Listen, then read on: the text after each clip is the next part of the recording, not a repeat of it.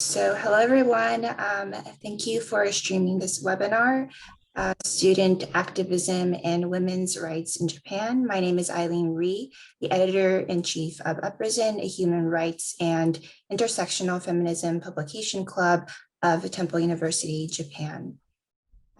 Just to pre-warn, views and opinions expressed in this webinar are those of the speakers and do not necessarily reflect the position of TUJ. And content expressed in this webinar is for an educational purpose only. Please do be advised that this webinar may explore contentious and sensitive issues that may contain mature content.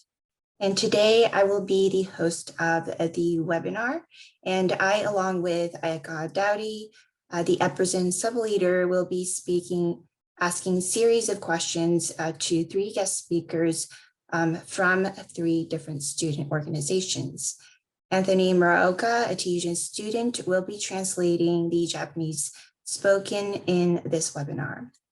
Now I would like to introduce the guest speakers: Yuki Nakao from the Women Empowered International, Elif Erdogan from the Voice of Japan, and Momoko Nojo from the No Youth, No Japan.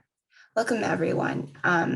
Thank you so much for participating in this webinar, and please tell me a little bit about yourselves and what each of your organization's values are, as well as any ongoing projects in development. Sure, so I will start. My name is Yuki Nakao. I'm the co-founder and co-director of Women Powered International and the founding director of Her Story Japan. Women Powered International, or WeInt, is a U-Tokyo-based group of international women that is focused on women's self-actualization. We organize various campaigns, events, and workshops that help young women pursue their career or personal goals and to raise awareness about gender issues that hamper women from practicing autonomy and achieving their goals. And Her Story Japan is a voluntary project dedicated to diversifying women role models, particularly for Japanese women. So that's me. Thank you. Elif, please. Okay. My name is Fardon. So I am one of the directors at Voice of Japan, but I'm also a university student studying law and political science. So I'll just be reading the vision of the Voice of Japan. Voice of Japan is an organization that envisions an equitable society, regardless of one's gender, sexuality, race, nationality, or religion, where nobody is silenced and everyone can voice up to improve and issue or perceive their happiness. So it's an organization that has more than 3 branches with a lot of teams and projects. And we have, I think, more than 200 members as well. So it's a bit hard to track all of the projects. But I would say that the most prominent projects that we have right now will be the anti-discrimination law project and also the sexual consent project. Thank you. Momoko, please. I'd like to speak in Japanese. So, 農場桃子と申します。ノイスのジャパンという団体の代表をしています。ノイスのジャパンは若い世代の政治参加を促進するために、主にインスタグラムでメディアを通じて発信をしたりとか、あとは日本の若い世代の投票率を上げる活動をしています。あと個人的には今年の2月に森喜朗元オリンピック・パラリンピックの会長の女性蔑視発言に対して署名を集める活動をした一人でもあります。本日はよろしくお願いします。Hello, my name is Momoko Nojo. I'm the representative of No Voice, No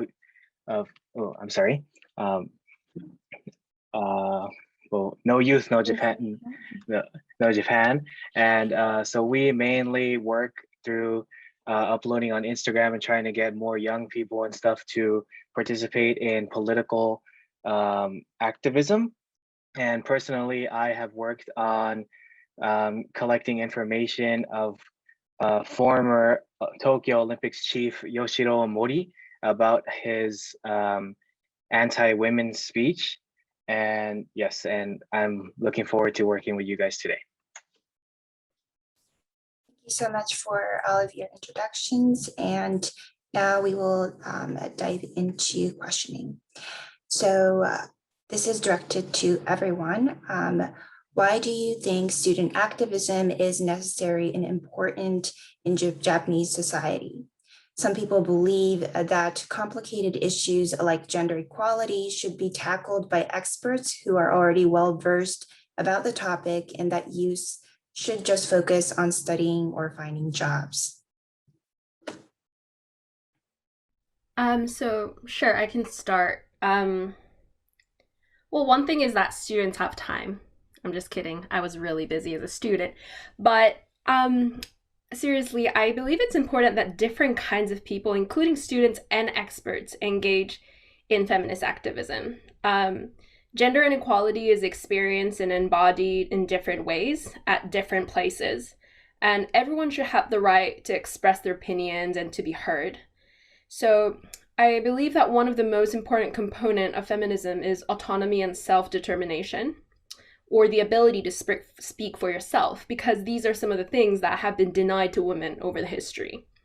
So if concentrating the discussion on gender equality only to the experts, this means that they will speak for all other diverse women, meaning the differences among different women, different experiences sort of disappear from the discussion. Then in a sense, we are sort of reproducing the same structure as today's political economy, where a small number of elites discuss and decide, how the society should function. So I think it's a simple matter of representation and democracy that students, alongside different people, are encouraged to speak up what kind of values and practices they want to see in their own society and their lives and their future. Yeah, I guess when I was thinking of this question, I was thinking like, what about a society that there is no like student activism, and that didn't really sound democratic to me. So I feel like it is necessary because of if you want to be in a democratic society. And I was kind of approached to the experts as more of like politicians. And when I thought about like politicians in Japan, well, they're mostly male, but then they're also like elite male coming from like politician background. So I don't think that they will be a good representation of all of our like feelings and all of our personal issues. And I believe that personal is political. So I don't think that there will be an understanding of my personal issues reflected in the society or in the politics in Japan. And also I'm not really into the idea of like expert understanding like everyone's problems. Let's like thinking about doctors, like there are so many people who have some problem and they try to find like 10 different doctors to actually like kind of understand their symptoms or understand their issues. So sometimes we might trust our own kind of understanding of what we're experiencing. So maybe our experiences cannot be really tackled by experts, but actually tackled by ourselves. 私が思うのは、私は若い世代の政治参加を促進しているっていう視点から見ると、やはりジェンダーイシューを日本の政治の世界の中で優先順位を上げていくっていうためには、世論を盛り上げるっていうことが重要で、この世論っていうのは専門家とかも関係なく一人一人って、それは学生であってもそうでなくてもっていうところなのかなというふうに思ってます。なのでその学生のアクティビズムっていうのが、そのジェンダーイシューをこの社会の中で、今解決しなければいけない重要な問題の一つっていうふうに位置づけられるようになってきているような、まだ足りないような気がするので、やることが重要なんじゃないかなというふうに思っています。I think in order to raise the priority of gender issues, public opinion is of great importance. First, from looking at the point of view of me, somebody that's involved in political activism, I believe that student activism contributes to raising the priority of these issues. And it doesn't matter if you're a politician or just a student, you need to participate in order to get gender issues on the face of, well, on the map, to get people to think about it and to get change to happen. So I think participation is very important. Thank you so much. Moving on, second question.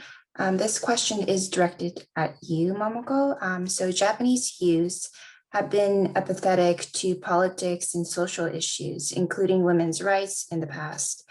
I feel that there has been a shift to this narrative in that more students and youth are speaking up about the issue of women's rights and gender equality in Japan. Do you also feel this change? If so, why is this shift occurring, you think?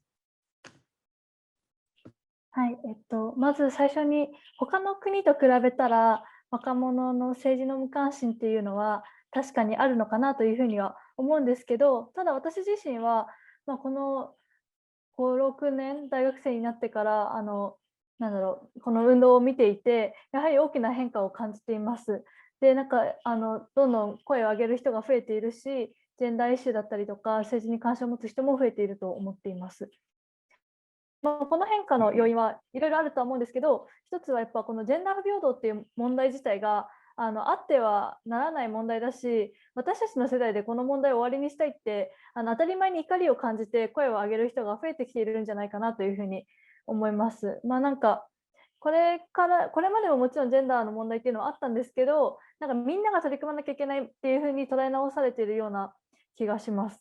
で、あと同時にやっぱ SNS の存在が大きくあるんじゃないかなというふうに思っていて、簡単に例えばオンライン署名だったりとか、その同調圧力が強い日本の中で SNS は結構声を上げやすい場所になっていて、連帯もしやすくなったからこそ声を上げる人は増えていて、それはいい変化なんじゃないかなというふうに思っています。First, I think if you look at how the average young Japanese person doesn't really care about politics, you can see that compared to other countries, yeah, it's way more common than compared to, let's say, Western countries. But as I've been in university for the past few years, I feel like there's been a big shift as to how young people have been noticing these issues. One is that I see that there are a lot of people realizing that there's nothing good about gender equality and this shouldn't be normal. And really, gender inequality has been recognized as a problem up until now, but now it's more and more people are raising their voice and speaking out about these issues. And I also think that the existence of SNS is also very important because anybody can speak up and voice their opinion, and you can find solidarity with other people that feel the same as you do. And that's one thing that's making a huge change towards these issues. Thank you very much for the answer. And the third question is directed at everyone. So some people have an erroneous perception of feminism that the term refers to advocacy of the notion that women are superior relative to men and that subscribing to it would spread toxicity in society. How do you think we can rectify such misconceptions of the term feminism or intersectional feminism? I think this is especially an important question because gender equality cannot be achieved without the help of everyone in society. So I believe it's disappointingly simplistic, but consistent, continuous education is the key. So I think there are many reasons why both men and women dislike feminism, but also let's note that there is no single feminism. It's always feminisms, there are different kinds of thought and differing ways of expression of feminist ideas. So I guess some of those who self-proclaim that they're feminists are actually hostile to men, and it's unlucky if some people, their first encounter with feminism are those sort of hostile women. But just setting that aside for now, I just want to think today why some men feel threatened by feminist efforts to, for instance, increase women's representation or reveal the gendered language in literature or condemn the patriarchal, tendencies in our governance structures, whatnot. So first, yet it's true that feminists condemn the historical system that men have built based on their own experiences and values and needs. Feminists are just simply requesting, hey, can you take our experiences into account as well? The important thing is that, feminists, we are not discounting men's experiences, but rather asking to have women's experiences to be treated with equal respect.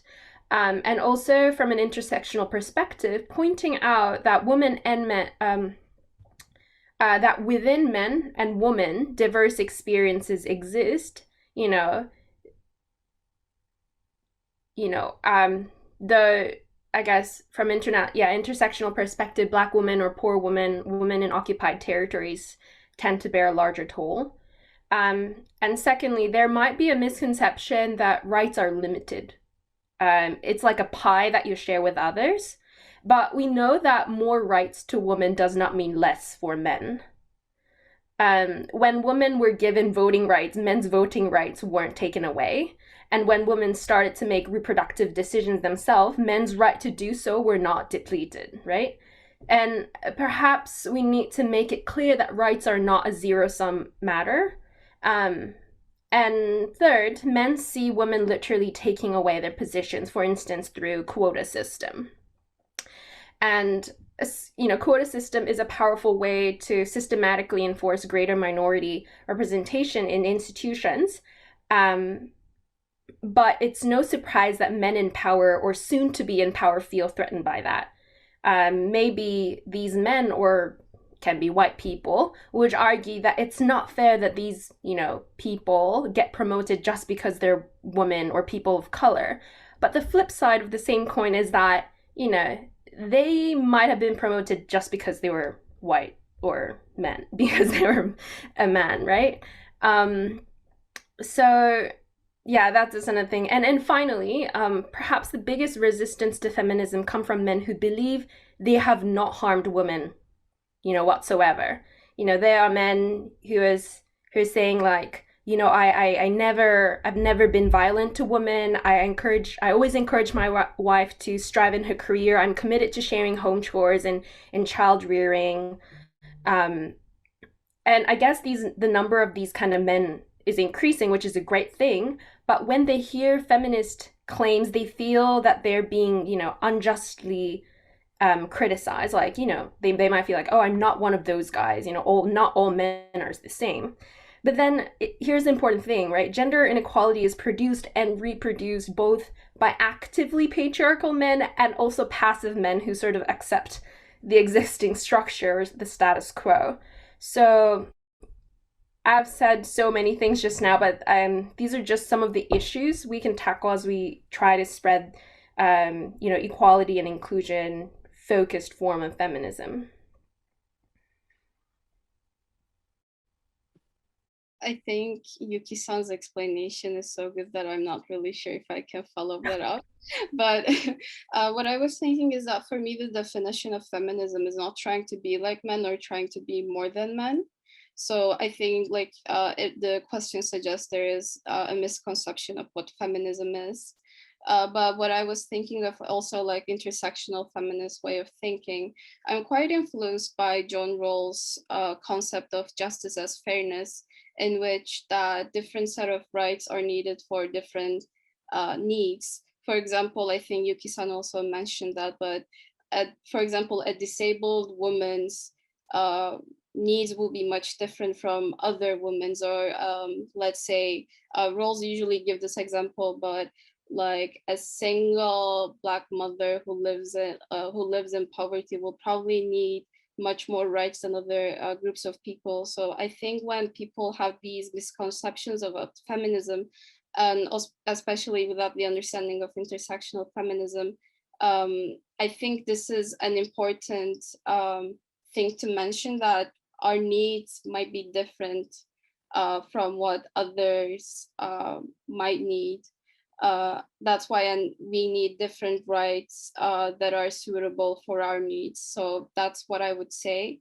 And I remember that, I guess Bell Hooks says this, but this idea of like feminism being something like men hating or something is actually something created rather than a reality. So I guess that like, yeah, the idea of feminism is not supposed to be like hating men.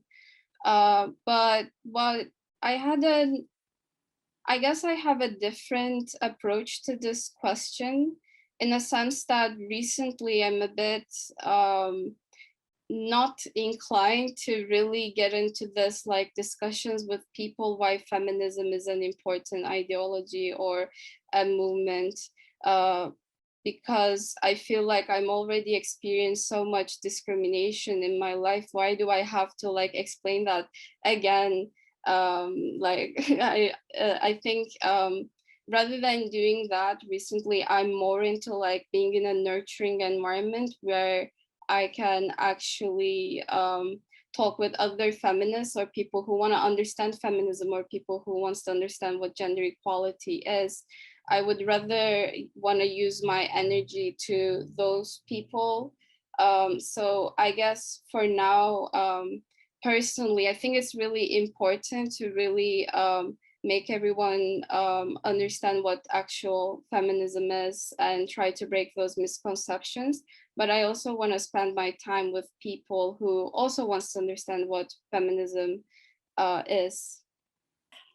はい、私からはなんかそんなに皆さんが言っていることにすごく同意だなというふうに思っていたんですけど、あと一つなんか簡単なことで加えるとしたら、やはり今までのこのフェミニズムとかが勘違いされてきたのは、なんかそのフェミニズムは女性のためだけにあって男性のためにないっていうところなのかなというふうに思っています。ただなんかフェミニズムが対象としているのって今のシステムで、その資本主義システムとかってやっぱり全ての男性にとって居心地が良いものだったわけでもなくてっていうところで、もっとみんなにとって公正な社会が作れるっていうところの理解が広まればいいのかなというふうに思っています。Yeah, I agree with everything that everyone has said.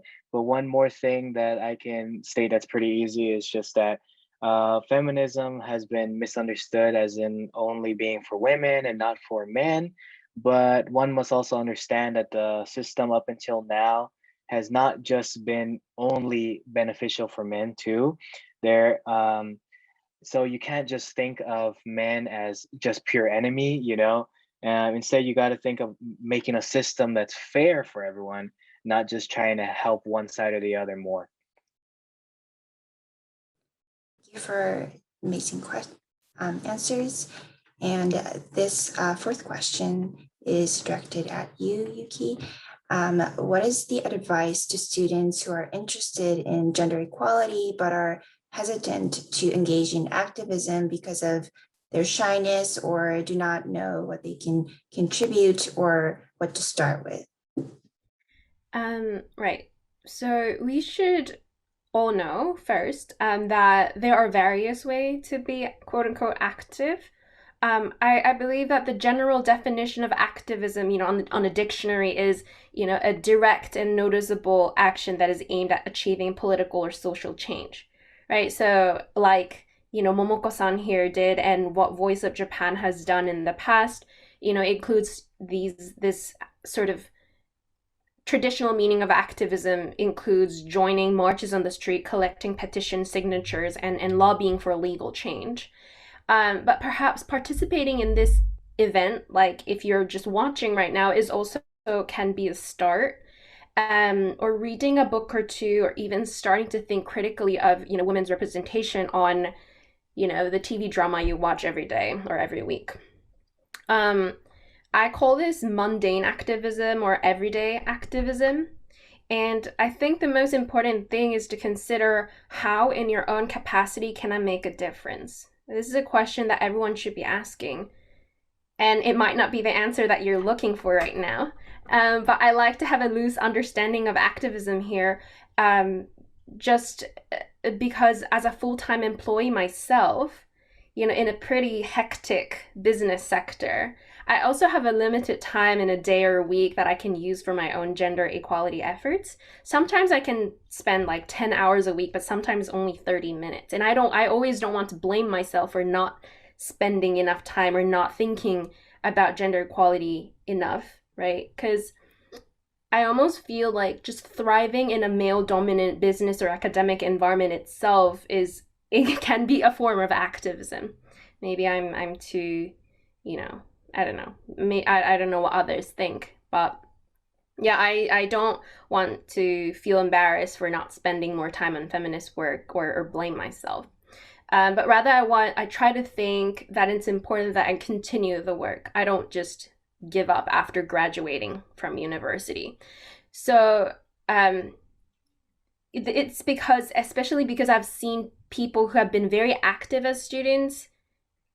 Because student activism can be like a student club activity, right, to them, but sort of move on as they graduate. But you can't really graduate from gender inequality; it still exists. So the problem is still present, or it is experienced in different ways as you start working or become parents. So perhaps one recommendation I make to current students, as a already, a person who's already a shakaijin, is to think how sustainably you can continue your feminist or environmental human rights or whatever activism that you're committed in after you graduate from university. So yeah, I know the question was about, how can students be active now, but thinking about sustainability also, encourages students to think about beyond university. How can I sort of live as feminist rather than just engaging in feminist activities? Very much. So this fifth question is to you, Elif. Can you tell me a little bit about anti-discrimination law that you and the Voice of Japan is trying to promote, and why you and your organization felt the necessity for this law to be put into place? Yeah, thank you. The thing is, for the anti-discrimination law, I was actually at the beginning, like I was participating at the beginning, but I stopped at the middle. So I'm not really sure if I can give like a really detailed answer. But to start with the why we realized, like why we felt the need, is I think it's quite related with what Voice of Japan is doing with its activism, because when we think about like Voice of Japan's, let's say the most like, I guess, highlighted events will be the beginning of the SPA magazine, which like the Yareronna ranking. The second one will be I think when Takashi Okamura said that he was excited to see like cute girls increasing in sex industry because of the poverty that they will experience. And I think the recent one with the Mori statement, I think these are all like discourses, like discriminatory discourses that are said without being held accountable, and we kind of hated to see that.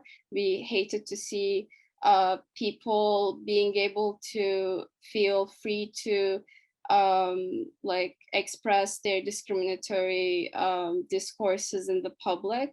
And that's why we had the need to actually start an anti-discrimination law.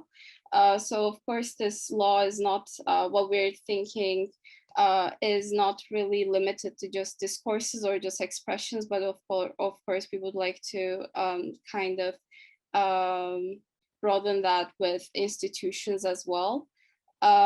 So I won't be able to tell you the details because I'm not really aware of it, but what we're doing is that we're trying to basically increase the standard in Japan by starting the anti-discrimination law team, and we're currently working with professors and experts in the field. We're trying to hold online study of events, we're collecting petitions, and we're making lobbying with legal statements. So it's a really new team with a future. So yeah, I guess it might not be able to like answer like the in detail like what the anti-discrimination law is, but this is what we are trying to do and we want to achieve. Thank you very much. This sixth question, last question from me, is directed to Momoko. As you mentioned earlier in your introduction, in February, former Tokyo Olympics chief Yoshiro Mori resigned from his position over sexist remarks towards women, saying, I quote, "Women talk too much." And now you catalyzed his resignation by launching a petition for him to be removed from his position in the Olympic Committee. How did you come up with taking such a courageous action? はい、まずこの署名はそのボイスアップジャパンの代表をしている山本和奈と、あとなんでないのプロジェクトってやってる福田和子と3人で始めたものなんですけど、やはり始めようと思った理由としては、このような女性蔑視発言っていうのは日本で本当に今までも繰り返されてきていますし、なんか慣れてしまっているくらい多いものだというふうに思っています。で、一方で、いつもこういうことが問題が問題として扱われることなくスルーされてきたっていう、現状があるんじゃないかなというふうに思っています。で、今回、その2月にその発言の報道を見たときに、やっぱこういうこと一つ一つに声を上げて、こういう発言をする人がその世界的なイベントであるオリンピックの代表をしているっていうことが許されない、社会でないといけないんじゃないかなというふうに思って活動を始めました。で、あとなぜ今回この発言が良くなかったこの発言で活動しようと思ったかというと、やっぱこの発言をした森会長の彼自身の問題だけじゃなくて、この発言を聞いた時にそれを笑ってしまった周り含め、あとは今まで森会長がそのポジションにつくまでにやっぱり今まで感化されてきたからこそそういう発言をしてしまったわけで、やっぱこの感化してしまっている日本の社会の問題だなというふうに思ったので、なんかそれをやっぱ個人のバッシングを数日間 SNS でやって終わりにするんじゃなくて、みんなで日本社会のジェンダー平等を考え直すきっかけにしたいなと思って署名活動をしました。First, I worked on this with two other people, one being the representative of the Voice of Japan. And so remarks like this have been repeated so many times up until now that it's almost as if the Japanese society is just used to it and it's normal. But really, people are starting to keep speaking up about this. And what really made me act on this is that somebody that is on such a big scale, on such a big international representative of an event, the Olympics, can make these remarks and not get punished or not get any backlash for it. It just seems so crazy. It's like, why is this possible? And really, you have to understand that it's not just him that is the problem. The problem is that the people that heard what he said and laughed and thought it was funny and thought it was cool to say something like that, they are the problem, you know? And you have to understand that up until now, it's to get to where he is now, or where he was now, he probably made many different statements like this and they were just ignored and nobody cared about it, you know? And so I saw this as a chance to get all of the Japanese society to rethink what they actually believe in and what they think is right and what's wrong. Okay, thank you so much for that answer. From here, I will be actually asking the questions. I'm actually going to continue with Momoko. Going back to the question about Japan's youth being apathetic towards social issues, these social issues directly affect the youth. So why do you feel that many are still struggling to take notice and be active on addressing these social issues? Is this a societal factor in that they are being forced by the natural environment of Japan to not speak up on these issues?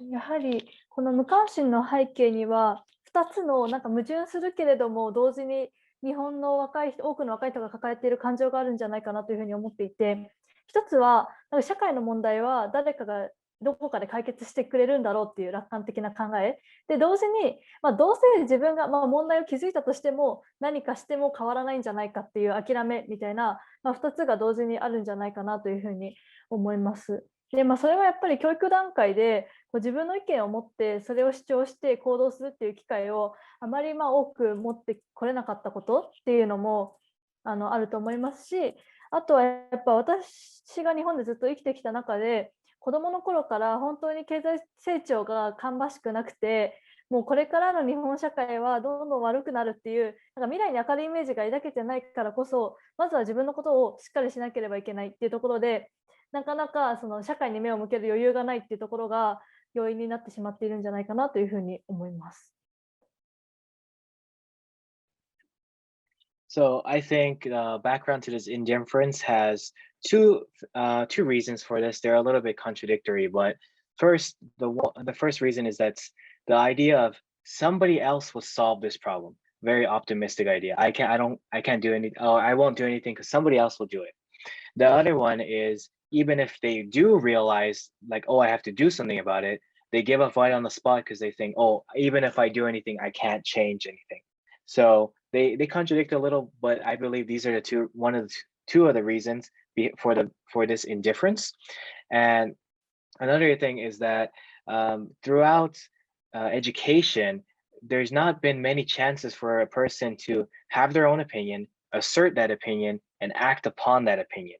So that people don't really have that idea. And another factor is that as long as I've been alive, there's the economic growth in Japan has been poor and it's not really increasing very well. And so people since childhood, they see this and they think, oh, there's no bright future in Japan. And so I can't worry about other stuff like, politics and stuff. I just have to worry about myself and get things done for myself before thinking about other things. Thank you so much. This next question is still Momoko, and it actually has to do with what you have said previously. It seems that the Japanese used to be extremely busy within their daily life, especially the high school students who are giving all their focus on studying for their college entrance exams. They seem too preoccupied with this issue. So how do we get them to be passionate on these issues when it seems as if the education system is using this as a way to distract them from bigger societal issues that affect them and will affect them in the future? はい、この問題はすごく大きいと思っていて、でやっぱり私自身もそうだったように、この日本社会で生きていくには、特に高校生の視点だと、その大学受験などを乗り越えなきゃいけないっていうことがあるっていうのは事実だし、それを正直そんなに重要じゃないからやらなくていいよって止めることは難しいというふうに思っています。それはなんか私自身が自分が大学受験をして大学に入ったからこそ学べて今こう活動できているっていうのもあるので、なんかその大学受験はシステムとしては改善されるべきだけど、個人の高校生にそんな頑張らなくていいって言えるものではないというふうに私は認識しています。でただやっぱ高校生の中でも私もそうだったんですけど、やっぱりまだ知らないからこそ行動とか興味に移ってないっていう高校生も多くいると思うので、まずできるだけその知識の普及っていうところ、なんかその自分で調べる一歩が踏み出せる前に知識を普及するっていうことが大事なのと、あとはやっぱ行動している少し上の年代の、素敵なロールモデルみたいな、やっぱ日本だと行動している人が少し変わってる人っていうふうに見えてしまうからこそ、そうではなく素敵なロールモデルっていうのを、見せられてちゃんと作っていくっていうことが、できることかなというふうに思っています。So I think too, this is a really big problem. I was also personally like this too. I didn't really know about this until I got into university and then I started taking action. And if you look at it in the point of view of the high schooler, you can't just say, hey, stop all what you're doing and do what we want you to do. It's not something that's possible. And I think that the system itself of university entrance exams should be improved, but that's a different problem. And so On the other hand, I also think that a lot of high schoolers just don't know. They just don't know what's going on. So they don't know, so they can't take any action, or it hasn't gotten into their interest because they simply have no knowledge about it. So one thing that I think we should do is disseminate knowledge throughout, high schoolers and young people, and get them to know about all these issues. And also is to create or to find a role model that's a little bit older than these younger people, and somebody that's actually taking action, and somebody that they can be respected. A lot of people think that somebody that's doing activism is a little bit weird or strange, but no, we need a person that's not like that, not weird, and just normal person that can be respected. I think that's what we can do. Thank you so much for your point of view. I really appreciate that. Moving to Yuki, your organization has been engaging in this project called Period Rediscovered, which promotes healthy understanding of menstruation. Where did you and your organization get the inspiration of the project, and how should the education system address this topic? Thanks for the question. That's a huge question as well. But just to explain what Period Rediscovered is, it's a 6-part lecture / conversation series on menstruation. And the first session we did, we already did 3 of them. So the first session covered the biological mechanism of menstruation, like just why we menstruate. And the second session was on different period products, like period cups, tampons, pads. And the third session that already happened on May 30th was on various hormonal contraceptives, such as pills and IUD and IUS, and how they impact our menstrual cycle. So please follow WeInt's Facebook page if you're interested. We have 3 more. And we also have, it's not just like us organizing these. We have 3 medical professionals as our advisors to reassure that the content that we're delivering is accurate, because and also it has been a great surprise that always about 1/3 of the participants have been men, which is a great thing. So the idea came from one of our members, idea about this event series, who initially wanted to hold an event on the environmental impact of disposal period products. But as we started the preparation and discussion, we increasingly realized how little we knew about menstruation in our own bodies. And the level of ignorance is naturally worse among men than women. So because I always tell this story like a joke, but it's really not a joke. I once had a male friend who had believed that menstrual blood was blue because Japanese menstrual products companies tend to use blue liquid on TV commercials to show how much liquid their pads can contain. Anyways, so people who menstruate are not aliens, right? We don't have blue blood. Period Rediscovered team believes that the lack of open conversation about menstruation and women's health, or let alone sex and contraceptives, has a detrimental impact on our understanding menstruation, and the knowledge gap between those who menstruate and don't shouldn't really exist, because menstruation or pregnancy, family planning, reproductive health and rights are all relevant to everyone, not just to women. And both schools and homes should, destigmatize period, have, boys learn about menstruation too. Fathers should learn different kinds of period products, and brothers should understand what type of pills their sisters are taking, right? And I'm not a specialist in education, so I believe there are others who are more qualified to talk about sex and health ed at schools.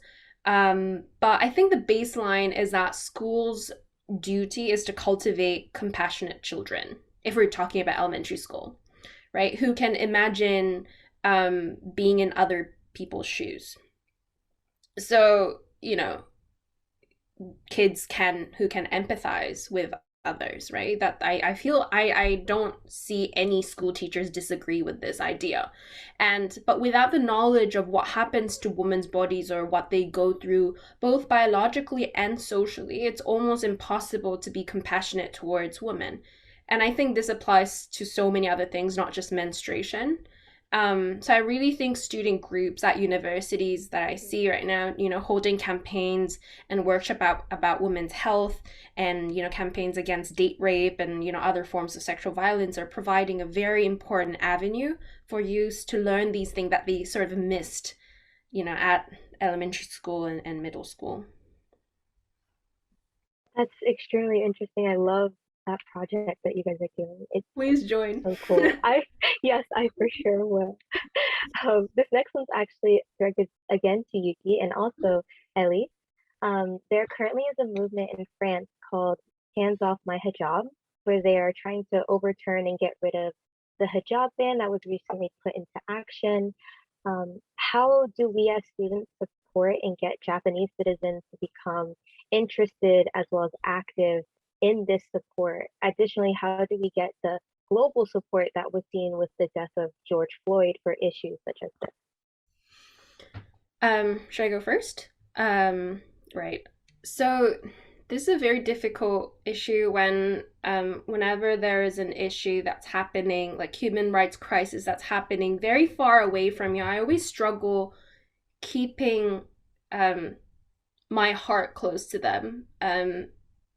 Recently, the question was about hands off my hijab and Black Lives Matter movement in the U.S. But recently there was Israeli National Army bombarding Palestinians, and that was heartbreaking. But at the same time, I had to admit that when you're working every day, very busy, it's easy to just those events sort of slip off your mind. So I believe that question you raise is really important. So once my mentor taught me that solidarity means that when the other person's freedom is connected to your own freedom.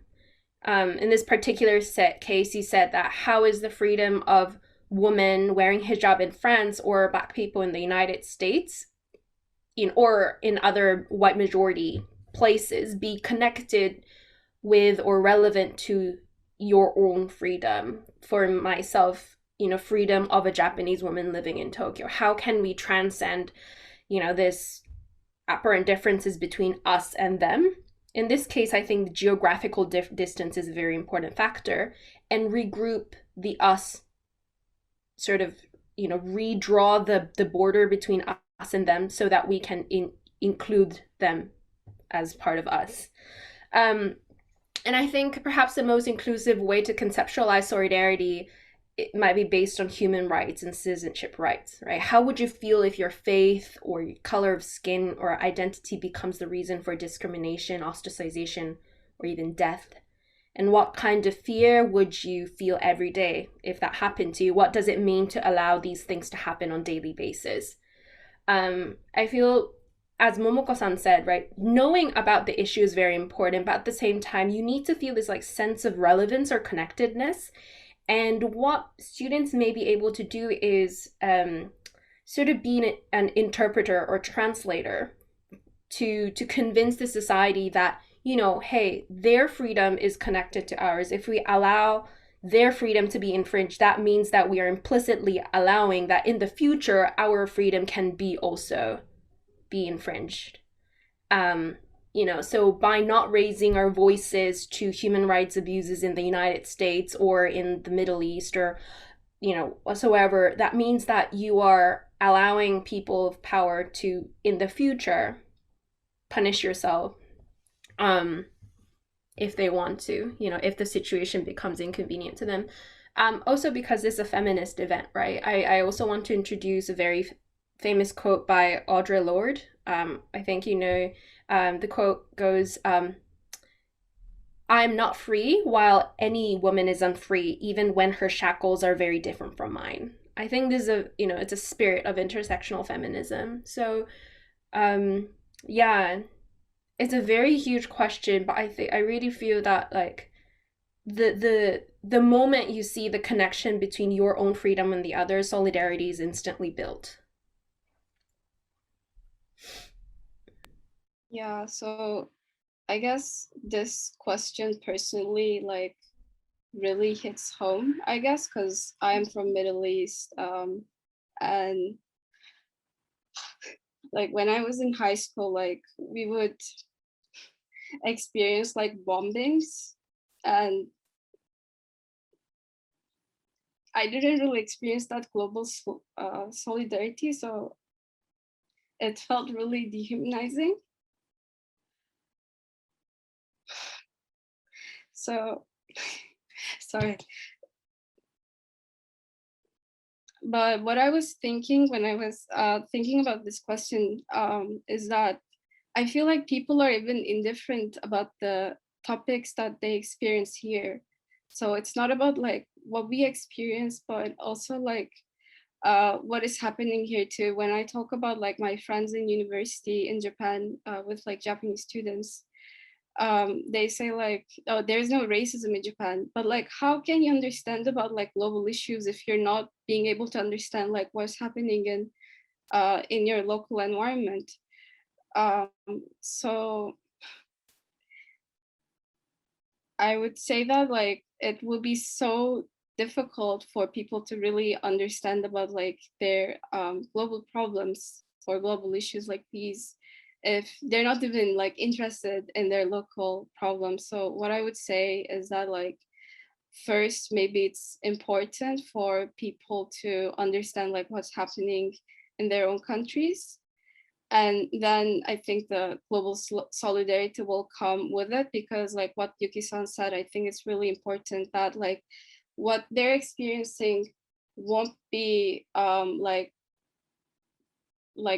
they will be directly or like indirectly affected by it. So what's happening like let's say gender equality wise, like what's happening in other countries, it will affect you somehow because we're human. So yeah. Thank you for opening up. I truly appreciate it. We definitely need like everyone's point of view, and so I truly, truly appreciate you opening up your heart. This is actually again to you, Elise, for this next question. I saw that on your website, under media appearances, you have been advocating for more women representation within government positions. How do, again, we as students help the female Japanese youth become more motivated to sort of occupy these positions in the future, as well as motivate male Japanese youth to support their female counterparts? Yeah, so as a political science major, what I've learned about like Japan or like why there's like less representation of women in politics in general is that first, being a politician is not easy. And okay, let's put this context in the world, even in countries that are considered to be gender equal. Still, it will be really difficult for women to be politicians because they're still waited for them to, they're still expected to continue those like gender roles, such as like, well, taking care of the family and those kind of stuff. And when you put it in the Japanese context, I think it gets even more difficult. In Japan, like if you want to be a politician, you have to go to the right high school, like not even the university, you should go to the right high school, you should start networking there, you should come from a political family. So I think it's a really difficult institution to change to really increase the representation of women. But what I would say in terms of like really concrete, like what we can do like right now, tomorrow, is that we can find, there are like projects like I think Professor Mai Miura, she has a campaign called Parity Campaign, and she's actually trying to help students or people to be interested in like politics and be in politics. So I guess what we can do is actually find projects like this, because it is happening. And I think if we learn more about it and if we participate in it, I guess we can increase the like female politicians. Wait, but yeah,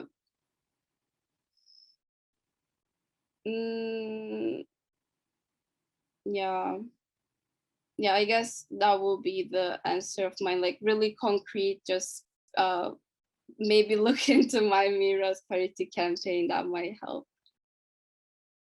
Thank you.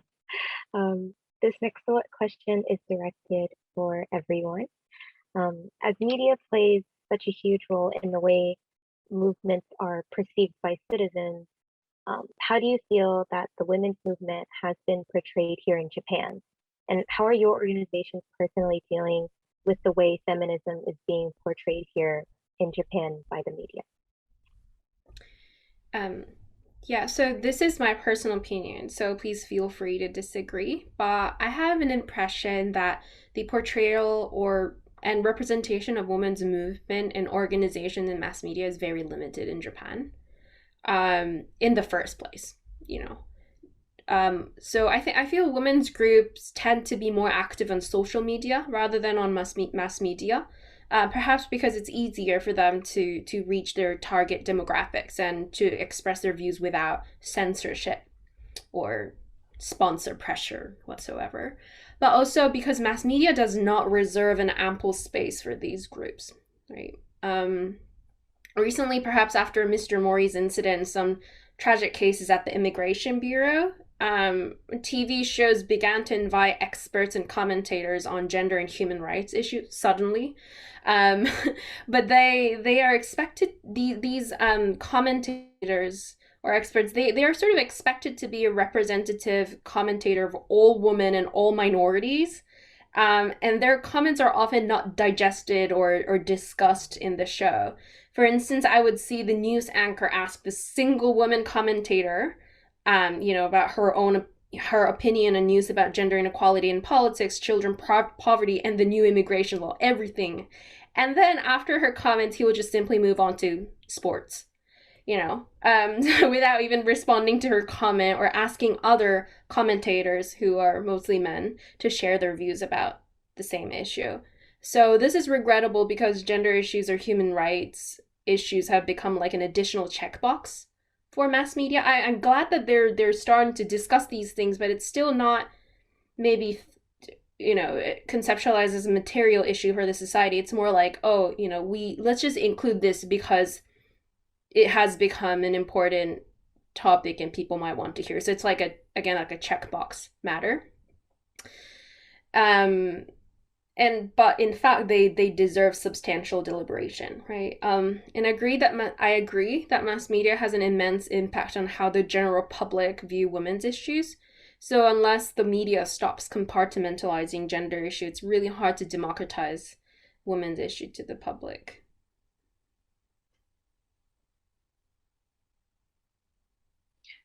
So for me is that, should Momoka-san go first because of the time, or is it okay? Sorry.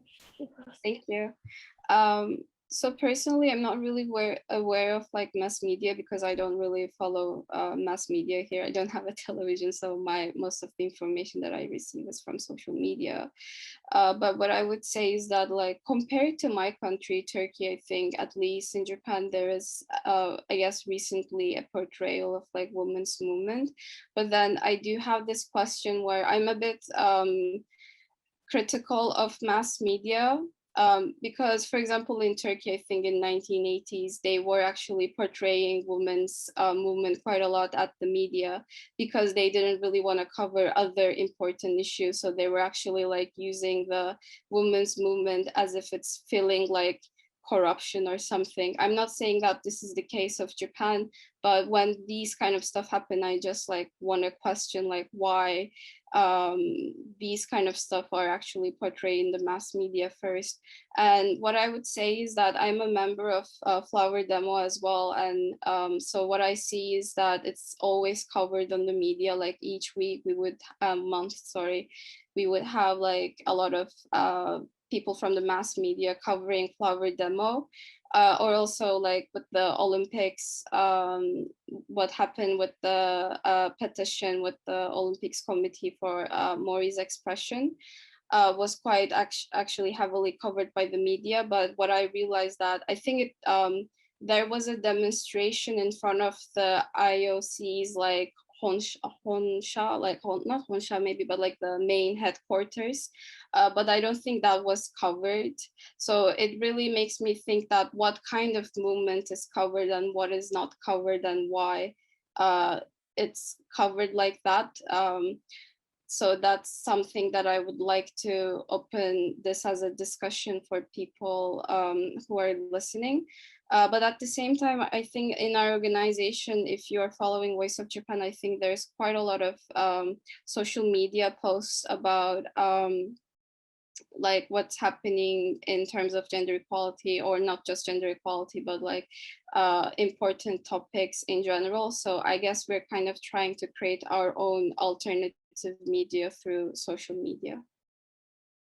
そうですね。なんか私は結構フェミニズムとメディアっていう関係で言うと良い方に変化しているのではないかというふうに思っていて、それはやっぱなんかこれまではやっぱわがままな女性たちが感情的に主張しているっていう構図を面白く映すっていうことをメディアはしてきてしまっていると思っていて、最近はもう少し、来るで当たり前の行動としてただ単純にアクティビズムが取り上げられるようになっている、男性のアクティビズムと同じように女性もっていう意味ではまだやりやすくなっているのかなというふうになんかこうメディアって言われた時には感じたりします。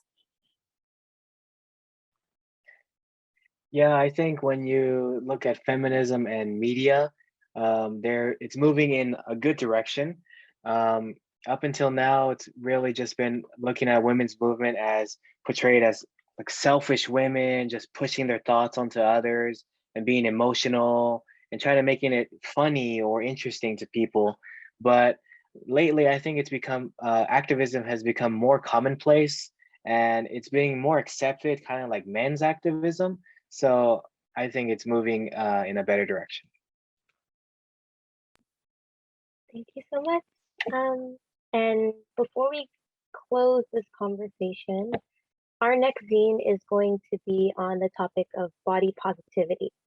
What do you think is the biggest challenge that needs to be overcome within Japan to have the body positivity idea like normalized within a conservative society?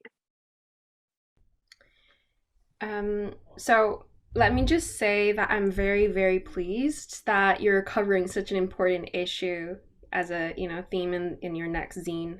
Body positivity has been a very personal issue for me, as I went through an eating disorder for about 10 years and I still struggle to form a healthy body image and self-love. I think one key pathway to spread body positivity is that both an individual and societal level, we repeatedly and persistently iterate and embody the message that beauty is subjective and beauty standards are therefore diverse.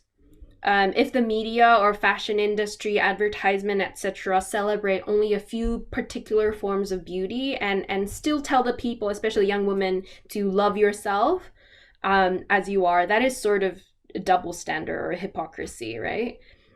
So yes, we as individuals should learn how to truly accept and love how we look, but this personal effort also needs to come hand in hand with a larger scale effort to diversify our society's beauty standards.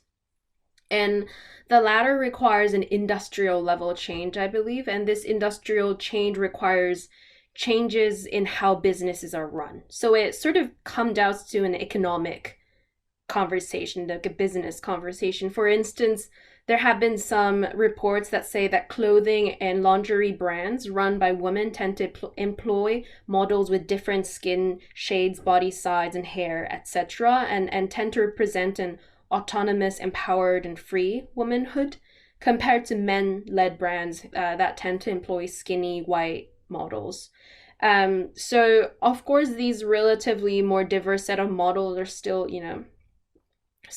subjected to certain beauty standards. I know that, but it is still a move away from the traditional overemphasis on pale skin color or skinniness, large breasts and hips. And I think, as I said, diversifying business is very important in the, as a sort of societal level change. So yeah, it's sort of a personal level mindset changes, but also an industrial level change. So I hope your next zine sort of touches upon on this like multifacetedness of the effort to spread body positivity. Yeah, I guess coming from Turkey to Japan, I did experience, like, how can I say, I felt like I hated my body more. So I would say that there is like much more beauty standards in Japan compared to at least like where I'm coming from. Like, for example, body hair, like, I don't know, like those kind of stuff was quite shocking for me at the beginning and made me felt really self-conscious. But what I felt was that, like, when I think about like maybe Japanese TV shows or like dramas or stuff like that, I'm not really sure if there is a representation of like different bodies, but I'm not really sure that's the case. And I think like adding to what Yuki-san said, I was just thinking that like um I heard that, for example, like I guess we're kind of familiar with this idea, but if you want to get a job and if you're not pretty, you're not actually hired. Or the prettiest girl will be the first floor of a mall or something because they will be the first person. So I feel like these beauty standards are also kind of institutionalized, even in like places such as workforce, which is really shocking for me. So I think these kind of beauty standards should not be accepted. Like, I think the fact that this is not even still not being regulated is crazy. So although it's a really difficult topic, and I think like tackling like beauty standards will be really difficult, but I guess we could start from, at least from the really um, not small but obvious things, such as, well, you should not hire someone because you think they're not really what like matches with the beauty standard that you have. So yeah. そうですね。私も、日本だけではないと思うんですけど、日本の特に若い女性の中で、こう美しさの固定概念っていうものに縛られている人っていうのはとても多いと思いますし、それが大きな問題だというふうに思っています。で、もちろんですけど、やっぱりそれは自己肯定感を下げるし、いいことはないなというふうに思っています。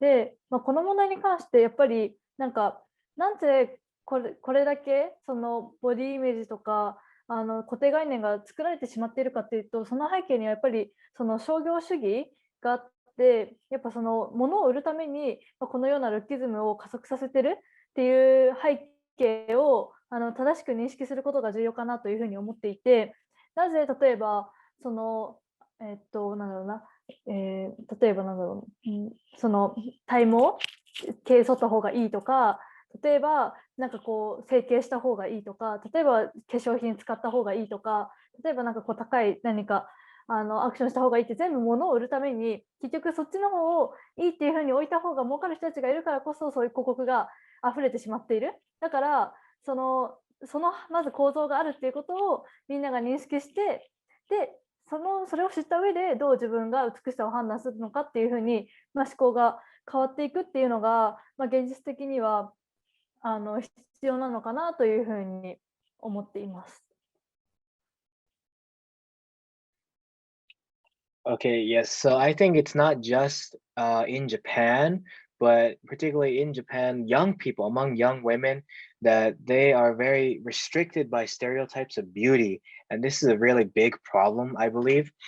And of course, this lowers self-affirmation, and it's not really a good thing, nothing at all. But really, there's a background to this, and that has to do with commercialism. And it's trying to just sell things and make you believe that you need something, and it's creating this lookism. And so I believe that people need to understand first what's the problem. For example, you need, oh, you need plastic surgery, or you need to use this expensive makeup, or you need to buy this or buy that. And it's just trying to sell something to the consumer. And the consumer, being the young Japanese women, they have to realize that what's going on. And then from there, they can understand their own beauty. And I think that's really what has to happen. Thank you so much for providing your points of view. And Elise and Yuki, thank you for opening up. I know it's hard to share your own personal stories. And sadly, our webinar is at its end, and we must end our discussion here.